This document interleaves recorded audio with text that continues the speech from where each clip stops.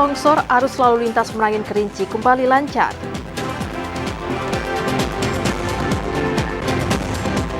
Polisi gagalkan penyelundupan benih lobster senilai 25 miliar rupiah.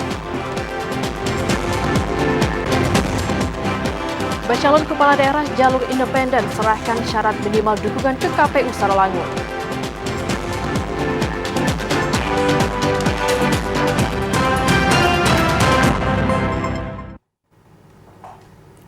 Assalamualaikum warahmatullahi wabarakatuh. Terima kasih saudara Anda masih menyaksikan Jambi hari ini, edisi Senin 13 Mei 2024. Ya, selain 3 topik utama tadi, tim redaksi kami juga telah menyiapkan sejumlah informasi penting dan menarik lainnya untuk Anda. Bersama saya Septinita. Dan saya Karen Utari, inilah Jambi hari ini selengkapnya.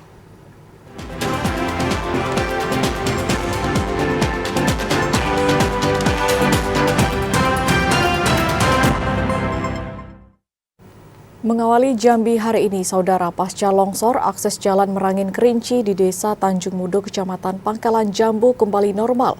Arus lalu lintas di jalan nasional kembali lancar dan dapat dilalui kendaraan roda 2 dan roda 4. Setelah lumpuh total pasca tertutup material longsor pada Minggu malam, arus lalu lintas di Jalan Nasional Merangin Kerinci di Desa Tanjung Mudo, Kecamatan Pangkalan Jambu Minggu siang kembali lancar. Proses evakuasi pembersihan material longsor dilakukan warga secara swadaya bersama aparat TNI Polri. Dengan menggunakan 1 unit alat ekskavator milik warga serta peralatan seadanya, mereka bahu-membahu menyingkirkan material berupa pepohonan, bambu dan tanah yang menutupi badan jalan. Meski akses kembali normal, namun para pengendara diminta untuk waspada dan hati-hati saat melintas di lokasi longsor. Alhamdulillah kita dari Polsek Sungai Manau beserta TNI dan masyarakat Kecamatan Pangkalan Jambu ikut turun untuk membersihkan ataupun mengangkut tanah-tanah yang nimbun ke posisi jalan. Jalan bisa dilalui kapan? Alhamdulillah jalan dari pukul 11, kurang lebih pukul 11, dari mulai kendaraan roda 2, roda 3 dan roda 6 itu udah bisa lewat. Karena ada bantuan dari alat dari masyarakat sini kan, makanya dibawa ke sini, dan tanahnya dibuang ke dalam sungai, maka baru bisa dilewati. Sebelumnya, tebing dengan ketinggian 10 meter di 3 titik wilayah Dusun Sungai Gelam longsor dan menimbun badan jalan sepanjang 20 meter dengan lebar 8 meter. Longsor terjadi akibat tingginya curah hujan yang mengguyur sejak beberapa hari belakangan. Ramadan Cerbita Kasa, TVRI Jambi melaporkan. Puluhan rumah di Kelurahan Legok, Kecamatan Danau Sipin, Kota Jambi kembali terdampak banjir. Informasi selengkapnya, saudara, akan disampaikan kontributor TVRI Stasiun Jambi, Joko Prastio. Selamat sore, Joko. Bagaimana kondisi banjir di kawasan Legok, Kecamatan Danau Sipin, Kota Jambi saat ini? Ya, baik. Terima kasih dapat saya laporkan bahwa saat ini banjir kembali merendam sejumlah rumah warga di Kelurahan Legok, Kecamatan Danau Sipin, Kota Jambi. Banjir sudah terjadi sejak 2 hari terakhir karena meluapnya Sungai Batanghari sehingga air meluap hingga ke pekarangan rumah warga. Namun dapat saya sampaikan juga bahwa banjir ini belum sampai masuk ke dalam rumah, namun baru sampai ke pekarangan rumah warga, dan ini menyebabkan kondisi atau aktivitas masyarakat terganggu. Saat ini masyarakat mulai beraktivitas dengan perahu untuk keluar rumah hingga menuju ke tempat tujuan, dan juga masyarakat untuk berkendara tidak bisa sampai ke rumah karena ada sejumlah akses jalan yang masih terendam banjir. Demikian, kembali ke studio. Baik, lalu apa langkah yang diambil pemerintah dalam menghadapi banjir ini, Joko? Ya, baik. Pemerintah Kota Jambi terus mensiagakan banjir karena masih tingginya intensitas hujan di Provinsi Jambi, salah satunya di Jambi bagian barat yang merupakan intensitas hujan masih cukup tinggi sehingga Sungai Batanghari meluap dan memasuki pekarangan rumah warga. Pemerintah Kota Jambi juga mensiagakan puskesmas yang ada di Kota Jambi untuk mewaspadai penyakit berbahaya seperti demam berdarah dan gatal-gatal, sehingga masyarakat juga bisa melakukan cek gratis di puskesmas untuk mengecek kesehatannya dan mengantisipasi terjadinya penularan yang diakibatkan dari dampak banjir tersebut. Demikian, kembali ke studio. Baik, terima kasih atas laporan Anda, Joko. Selamat sore dan selamat bertugas kembali. Informasi lainnya, saudara, memasuki musim kemarau, Polres Muaro Jambi terus memperkuat langkah pencegahan kebakaran hutan dan lahan, terutama di daerah yang rawan terjadi kebakaran. Langkah pencegahan seperti patroli dan sosialisasi terus aktif dilakukan kepada masyarakat.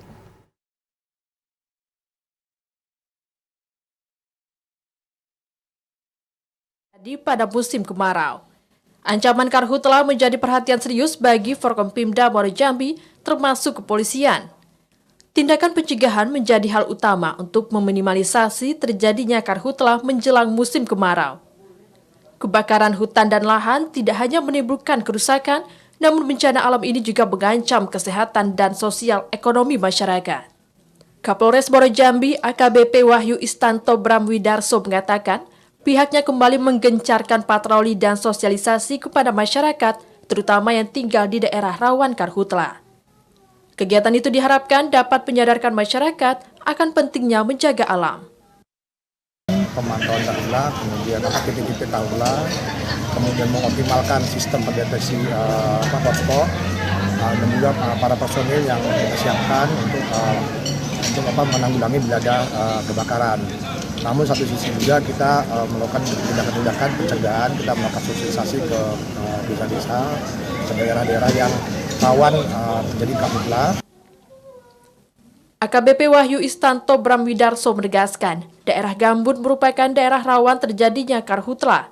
Selain patroli pencegahan, kepolisian juga mencari sumber air di kawasan Gambut. Upaya itu dilakukan agar pada saat pemadaman karhutla, tim tidak kesulitan untuk mencari sumber air. Azam Afnan, TVRI Jambi melaporkan. Petani padi di Kecamatan Siulak, Kabupaten Kerinci menunda masa tanam. Hal itu dipicu rusaknya saluran irigasi yang diakibatkan banjir dan longsor yang terjadi beberapa bulan lalu. Ratusan hektar sawah warga di Kecamatan Siulak, Kabupaten Kerinci hingga saat ini belum dapat digarap. Hal itu dipicu rusaknya saluran irigasi yang ada di Desa Lubuk Nagodang menuju Desa Sungai Pegeh, Kecamatan Siulak, Kabupaten Kerinci. Rusaknya irigasi yang diakibatkan banjir dan longsor beberapa bulan lalu itu membuat aliran air yang mengairi sawah tidak lancar. Sebagian petani mengaku hingga saat ini belum ada upaya perbaikan irigasi oleh pihak dinas instansi terkait. Ditundanya masa tanam membuat produksi gabah padi di Kecamatan Siulak, Kabupaten Kerinci terancam menurun. Ini akibat banjir kan, maka saluran irigasi dari Lubuk Nagodang ke Sungai Pegeh terputus. Jadi sehingga sawah yang ratusan hektar itu tidak dipakai trip ini. Kami mohon pada pemerintah setempat dan pemerintah pusat itu agar dapat menanggapi secepatnya. Sebab kami tidak bisa sawah. Kami dari pemerintahan Desa Sungai Pegeh telah mengajukan proposal ke dinas instansi yang terkait. Hingga pada saat ini belum ada tanggapan atau realisasi. Untuk itu kami mohon kepada dinas instansi yang terkait untuk menanggapi proposal kami. Warga berharap kepada pihak terkait untuk dapat memperbaiki jaringan irigasi yang rusak tersebut agar aliran air ke sawah kembali lancar. Ilwan, TVRI Jambi melaporkan. BMKG Stasiun Klimatologi Jambi memprediksi curah hujan pada dasarian 2 bulan Mei tahun 2024 berkurang. Peralihan musim yang terjadi pada dasarian 2 juga mengakibatkan tingginya suhu udara hingga mencapai 34 derajat Celcius.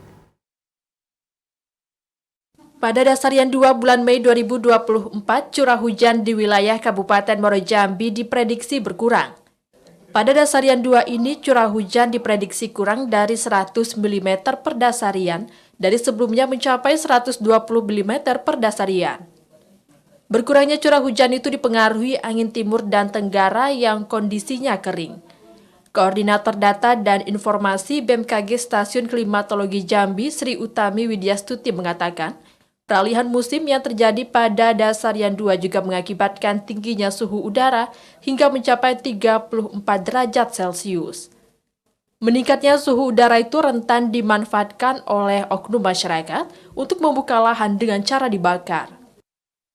Durasi musim kemarau di tahun ini karena diperkirakan pada semester 2 ini akan terjadi La Nina, jadi durasi musim kemarau kita di tahun ini lebih singkat. Untuk di Kabupaten Muaro Jambi sendiri sekitar 10 hingga 12 Dasarian. Terhitung dari bulan Juli berarti Iya, ya? Juni 1 kita mulai awal musim kemarau.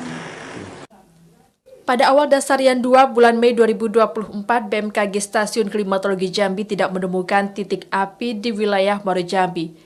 Sri Utami Widyastuti mengimbau masyarakat untuk tidak membuka lahan dengan cara dibakar saat suhu udara tinggi. Azam Afnan, TVRI Jambi melaporkan. Pemerintah Kabupaten Merangin mengusulkan 2.642 formasi CPNS dan P3K tahun 2024. Informasi selengkapnya akan kami hadirkan usai jeda sesaat lagi.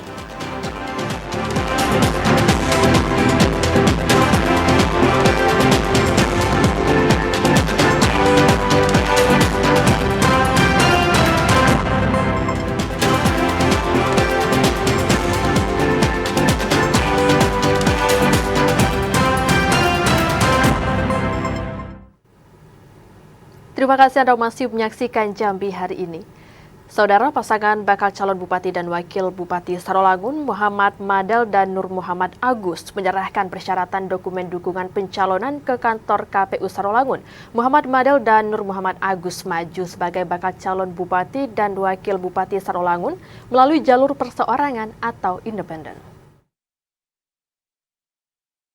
Menjadi satu-satunya bakal calon Bupati Sarolangun yang menyerahkan syarat minimal dukungan melalui jalur perseorangan atau independen ke kantor KPU Sarolangun.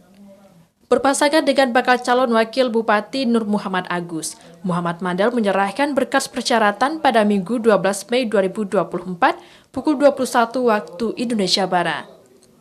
Usai menyerahkan syarat minimal dukungan, Muhammad Madel mengatakan kedatangannya ke KPU untuk menyerahkan berkas pendaftaran bacalon kepala daerah dan wakil kepala daerah di Pilkada serentak pada 27 November 2024. Dalam penyerahan syarat dukungan, pihaknya menyerahkan 22.000 fotokopi KTP serta surat pernyataan dukungan dari masyarakat. Yang jelas ya, kita mencoba ikuti undang-undang, karena undang-undang itu ada jalur independen. Jadi independen itu dukungan sumber desakan. Nah, bagi saya itu menarik itu. Memang ya kita kerja keras untuk mengumpulkan dukungan ribuan itu. Tapi ini karena langsung, ini menarik. Sekarang tuh di luar tuh sudah ada tuh sekitar 3.000-an yang masih ini. KPU Sarolangun menetapkan syarat dukungan minimal bakal calon perseorangan yakni 20.964 lembar fotokopi KTP dengan persebaran dukungan minimal di 6 kecamatan. Edi Kusnadi, TVRI Jambi melaporkan. Saudara, KPU Sarolangun menerima berkas bakal calon kepala daerah dan wakil kepala daerah untuk Pilkada 2024 dari jalur perseorangan. Informasi selengkapnya akan disampaikan kontributor TVRI Jambi, Edi Kusnadi. Selamat sore, Edi. Hingga saat ini bagaimana proses penerimaan berkas bakal calon kepala daerah jalur perseorangan yang diterima KPU Sarolangun, Edi? Baik, selamat sore Septi. Saudara, tadi malam sekitar jam 21:36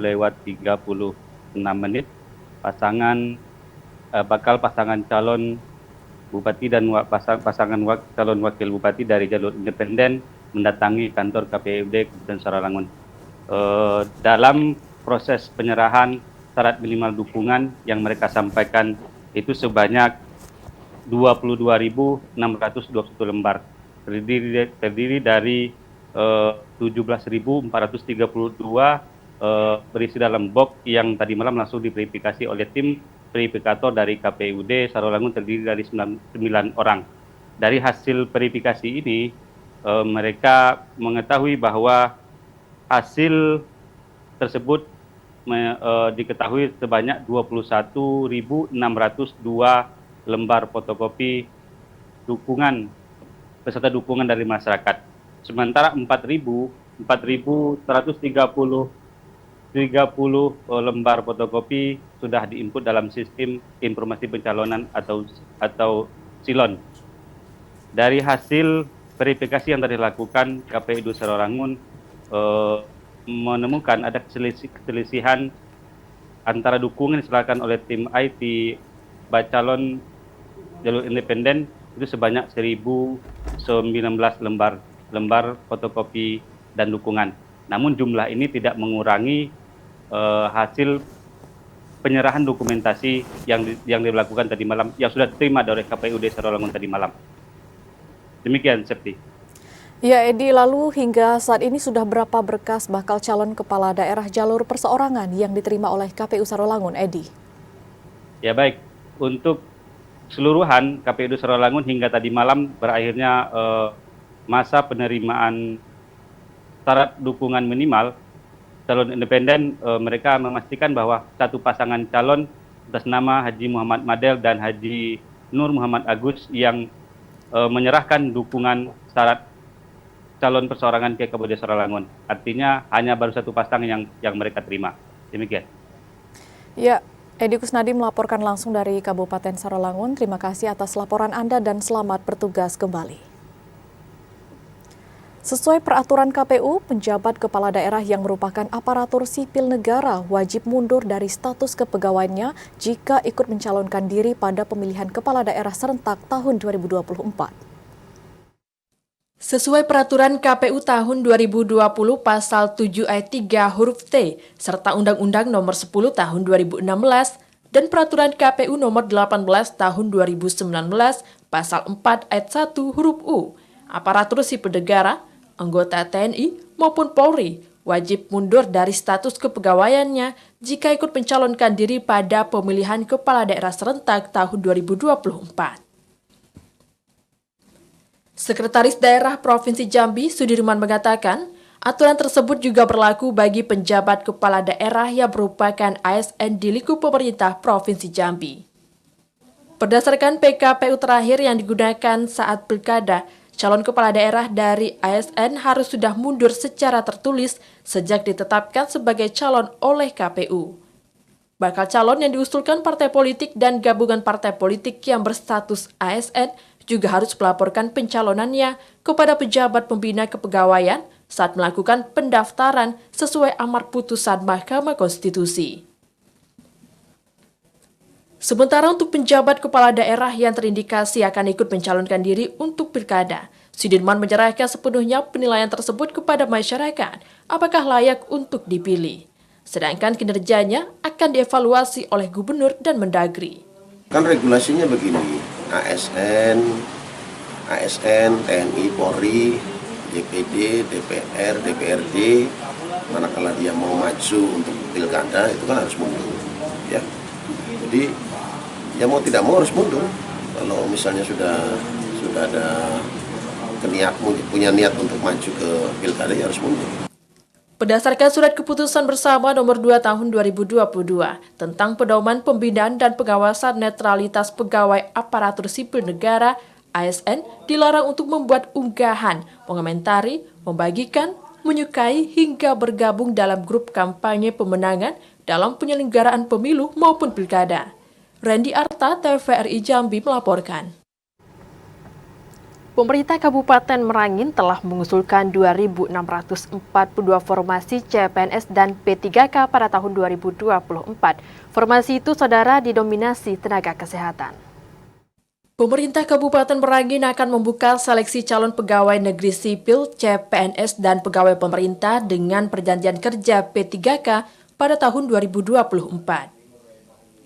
Pemerintah Kabupaten menyiapkan kuota 2.642 formasi dengan rincian 300 untuk CPNS dan 2.342 untuk P3K.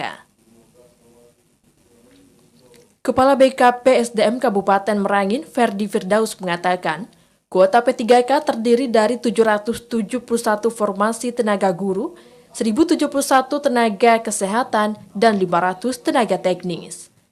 Sedangkan untuk kuota CPNS sebaran formasinya masih dalam tahap penginputan, tergantung pada kebutuhan masing-masing organisasi perangkat daerah OPD. Penerimaan CPNS dan P3K tahun ini masih sama dengan tahun-tahun sebelumnya, yakni menggunakan sistem zero growth atau pengusulan tak lebih dari jumlah pegawai yang pensiun dan mengundurkan diri atau dipecat. Sementara teknis penerimaan masih menunggu keputusan final Kemenpan RB yang dijadwalkan berlangsung pada Juni mendatang. Seluruh pelamar CPNS maupun P3K diimbau untuk senantiasa memantau perkembangan informasi dari BKPSDMD Merangin. Dan tahapan awal ini memang kita sudah ada pemanggilan untuk melakukan coaching klinik terhadap jabatan-jabatan apa saja dari masing-masing formasi tadi yang tersedia di Kabupaten Merangin. Jadi dari formasi awal itu harus disandingkan lagi dengan jabatan apa yang bakal diduduki oleh calon P3K maupun calon PNS. Sebelumnya, pemerintah Kabupaten Merangin telah melakukan seleksi P3K guru pada tahun 2022 sebanyak 409 orang dan 1.066 orang pada tahun 2023. Robadan Cerbita Kasa, TVRI Jambi melaporkan. Saudara, usai jeda kami akan kembali dengan sejumlah informasi lainnya. Di antaranya polisi menetapkan 3 tersangka baru kasus kematian santri Pondok Pesantren Raudatul Mujawidin Tebon.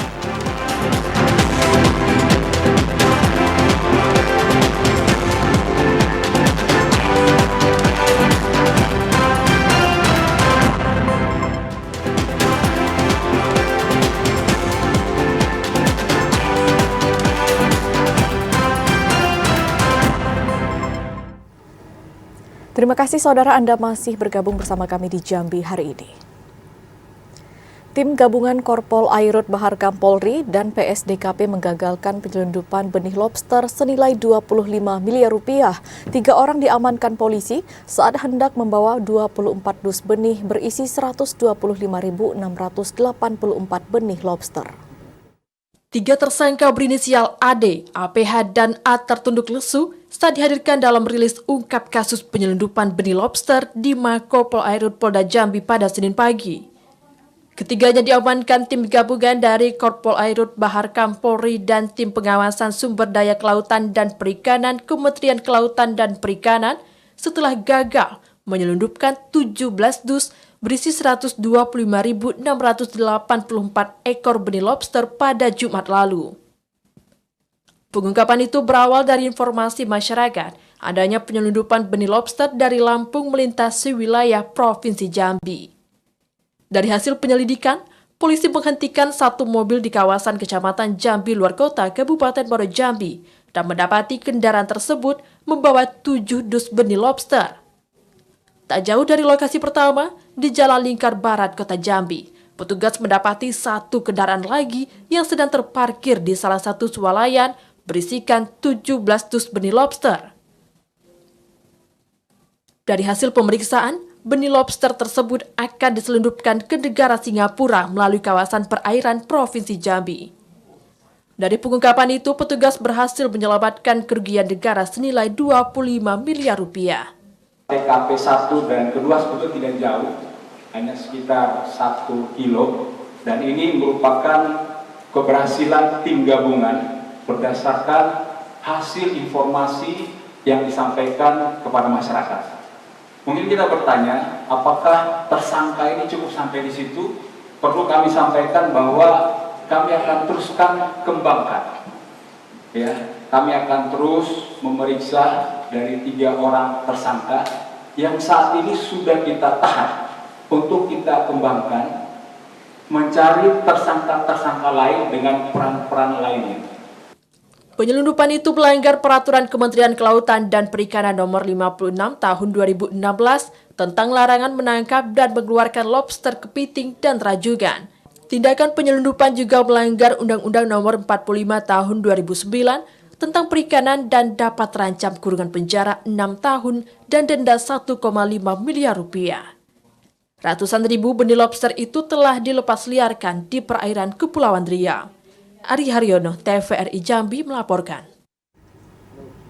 Polisi akhirnya menetapkan 3 tersangka baru dalam kasus kematian santri di Pondok Pesantren Raudatul Mujawidin, Kabupaten Tebo. Ketiganya terbukti menghalangi proses penyidikan atau obstruction of justice dalam mengungkap kasus meninggalnya Airul Harahap. Penyidik Subdit 3 Jatanras dan Polres Tebo telah menetapkan 3 tersangka baru dalam kasus kematian Airul Harahap di Pondok Pesantren Raudatul Mujawidin, Rimbo Bujang, Kabupaten Tebo.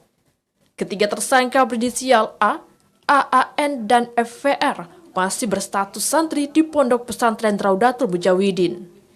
Dari fakta persidangan, diketahui ketiganya berada di atas bangunan pondok pesantren dan menyaksikan secara langsung proses penganiayaan Airul Harahap. Namun selama 4 bulan proses penyelidikan, ketiganya bungkam dan tidak membantu polisi mengungkap kasus tersebut.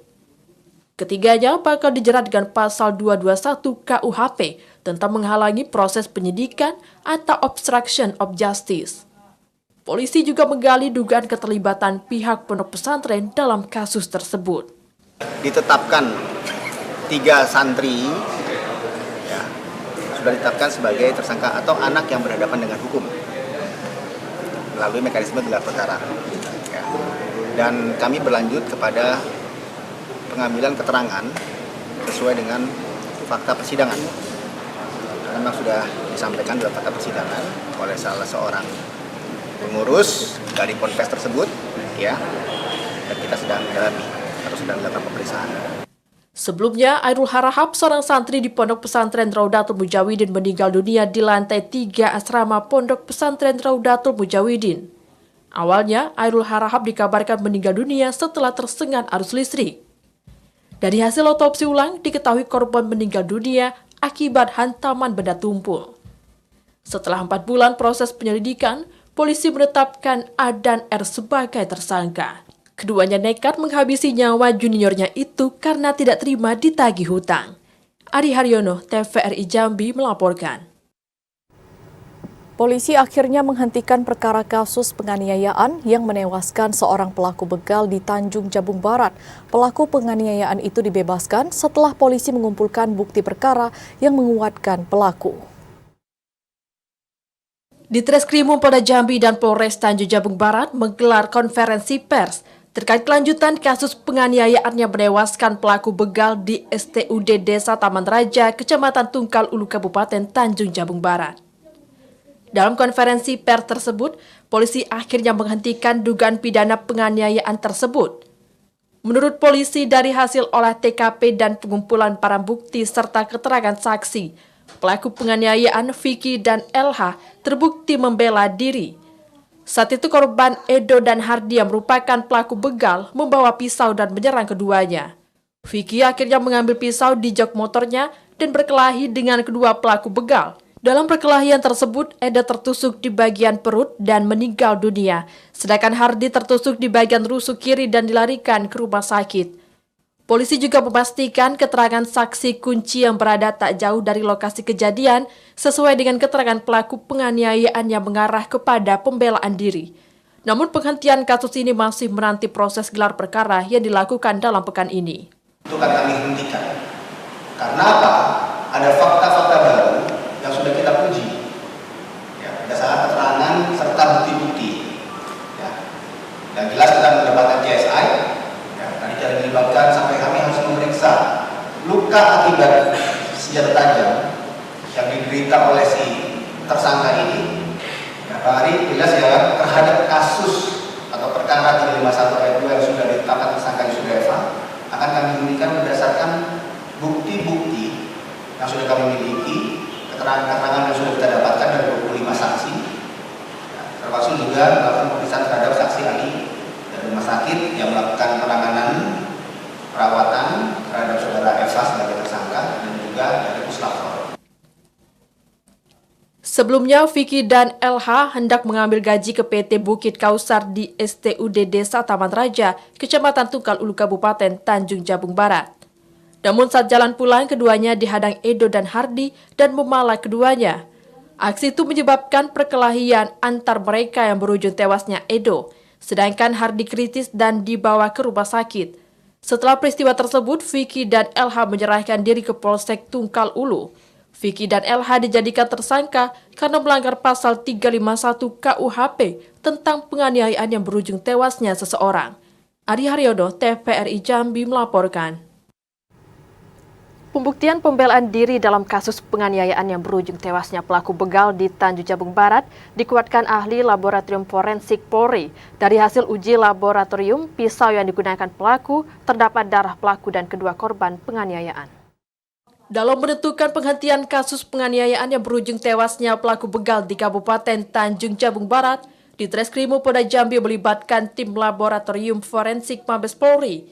Sejumlah bukti seperti pisau, bercak darah serta baju korban dan pelaku dikirim ke Lab 4 untuk diuji. Dari hasil uji sampel, diketahui pisau yang digunakan Vicky untuk menikam Edo terdapat 3 sampel darah. 3 sampel darah tersebut yaitu darah Vicky, H, dan 1 sampel darah Mr. X yang diduga darah Edo. Kemudian untuk barang bukti berupa 1 buah mata pisau yang terbuat dari besi dan bercak darah yang ditemukan pada 1 buah gagang pisau, ini berasal dari lebih dari 1 individu.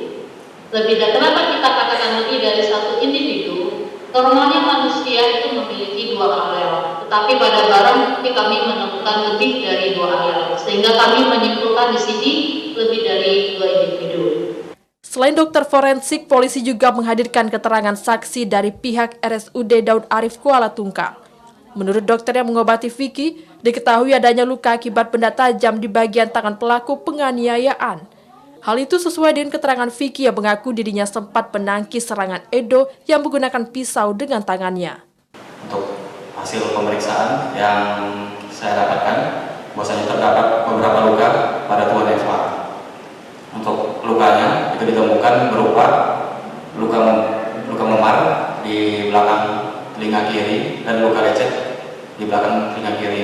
Kemudian di telapak tangan kiri itu juga ditemukan luka robek, yang mana luka ini kemungkinan disebabkan oleh benda tumpul dan benda tajam. Kita uji darah itu. Ini darah siapa? Karena darah itu adalah darah dari saudara FH. Artinya betul dalam kondisi terluka, ya, yang bersangkutan kemudian mengambil senjata tajam, kemudian mencoba pembelaan. Yang pertama melakukan penusukan ketika memang diserang kembali oleh saudara E. Kemudian setelah saudara itu sundur, dia ditendang oleh saudara H, sehingga sarungnya terjatuh. Ya. Setelah terjatuh sarungnya, dia berbalik mengenailah badan dari saudara H. Lukanya ada. Berdasarkan fakta dan keterangan saksi ahli, polisi akhirnya menghentikan kasus tersebut. Penghentian kasus tersebut masih menunggu gelar perkara polisi dalam pekan ini. Adi Haryono, TVRI Jambi melaporkan. Bupati Bungo Mashuri menghadiri tablik akbar Ikatan Muslim Kuamangkuning ke-223 tahun 2024. Informasi selengkapnya akan kami hadirkan usai jeda, tetaplah bersama Jambi hari ini.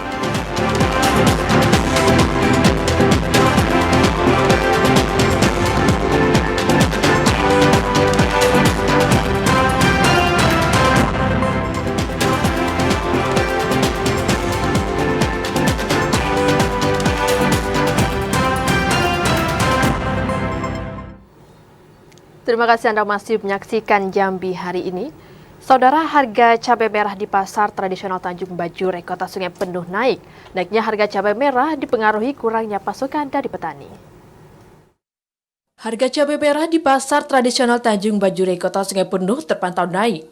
Sebelumnya cabai merah dijual dengan harga Rp40.000 per kilogram, saat ini naik di kisaran Rp55 hingga Rp56.000 per kilogram. Naiknya harga cabai merah telah berlangsung sejak 4 hari lalu. Salah seorang pedagang Hilmidian mengatakan, kenaikan harga cabai merah disebabkan faktor cuaca yang terjadi di Kabupaten Kerinci dan Kota Sungai Penuh, sehingga mengakibatkan minimnya pasokan dari petani. Meski harga cabai naik, namun tak mempengaruhi daya beli masyarakat. Harga cabai sekarang 55, 56. Oh, untuk sebelumnya harganya berapa, Pak? Sebelumnya waktu kemarin ini masih 40. Kenaikannya ini sudah berapa lama, Pak? Baru 4 hari. 4 Pak dari? Untuk pasokannya ini dari mana nih Pak? Dari kayu arum, dari rumah RKE. Berbeda dari harga cabai merah, penurunan harga justru terjadi pada bawang merah. Sebelumnya harga bawang merah dijual dengan harga Rp50 hingga Rp60.000 per kilogram. Saat ini turun menjadi Rp40.000 per kilogram. Fahlan, TVRI Jambi melaporkan. Anak berkebutuhan khusus bukan menjadi penghalang bagi setiap anak untuk berkembang dan menunjukkan talentanya. Anak berkebutuhan khusus harus diberikan ruang untuk menggali kreativitas agar mampu mandiri dan berdaya saing. Anak berkebutuhan khusus memiliki kreativitas yang juga berpotensi untuk dikembangkan dengan baik. Upaya itu berguna untuk menunjukkan bahwa anak berkebutuhan khusus memiliki daya kreativitas yang tinggi. Untuk mendukung kreativitas mereka, perlu dukungan dari orang tua, guru, terapis maupun orang terdekat termasuk mengasah kreativitasnya melalui berbagai perlombaan. Seperti lomba mewarnai dan lomba bernyanyi. Kepala SLB Harapan Mulia Kota Jambi, Yuli Mariati mengatakan, berkebutuhan khusus bukan menjadi penghalang bagi setiap anak untuk berkembang dan menunjukkan talentanya. Selain untuk menumbuhkan kepercayaan diri, kegiatan itu juga diharapkan dapat meningkatkan kreativitas, disiplin, dan karakter pada anak berkebutuhan khusus.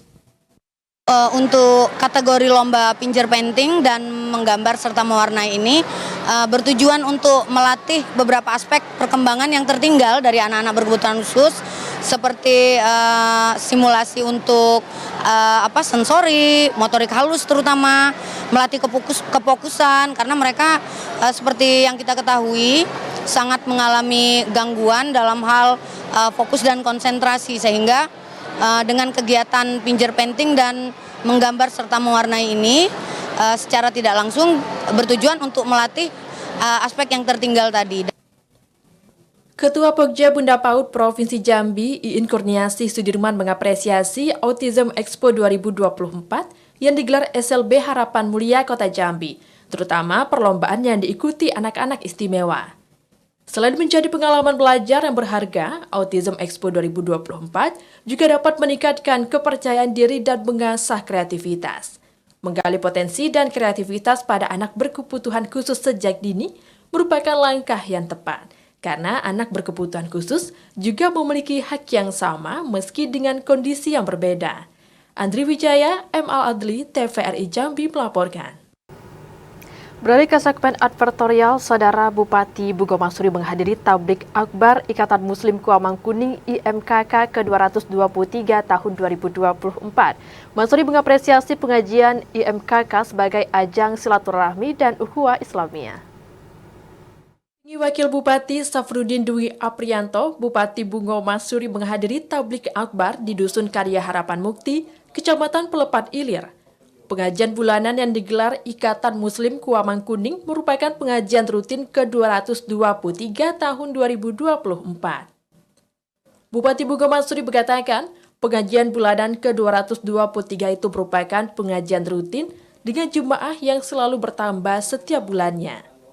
Kegiatan itu tak hanya meningkatkan pengetahuan akan agama dan meningkatkan keimanan dan ketakwaan, namun juga dapat mempererat persaudaraan dan terus membangun ukhuwah Islamiyah. Alhamdulillah, biasa nih kegiatan rutin Ikatan Muslim Kuamang Kuning, ini yang ke-223 di Dusun Karya Harapan Mukti ini. Di kegiatan ini terus dilaksanakan oleh masyarakat kita. Mudah-mudahan ini bisa terus berlanjut dilaksanakan karena ini selain ajang bertolabul ilmi, ya belajar ilmu di agama di sini juga bersilaturahmi satu dengan yang lainnya. Tablik Akbar yang diisi tausiah oleh Ustadz Ki Joko Goro-Goro dari Demak itu turut dihadiri Gubernur Jambi Al-Haris. Dalam tausiahnya, Ustadz Ki Joko Goro-Goro mengajak masyarakat Kuamang Kuning untuk terus menjaga silaturahmi dan meningkatkan ukhuwah Islamiyah antar sesama Muslim. Muhriyandi, TVRI Jambi melaporkan. Dan saudara, informasi tadi sekaligus menutup perjumpaan kita di Jambi hari ini. Terima kasih atas perhatian dan kebersamaan Anda. Saya Septinita. Dan saya Keradi Utari bersama kerabat kerja yang bertugas pamit undur diri. Wassalamualaikum warahmatullahi wabarakatuh dan sampai jumpa.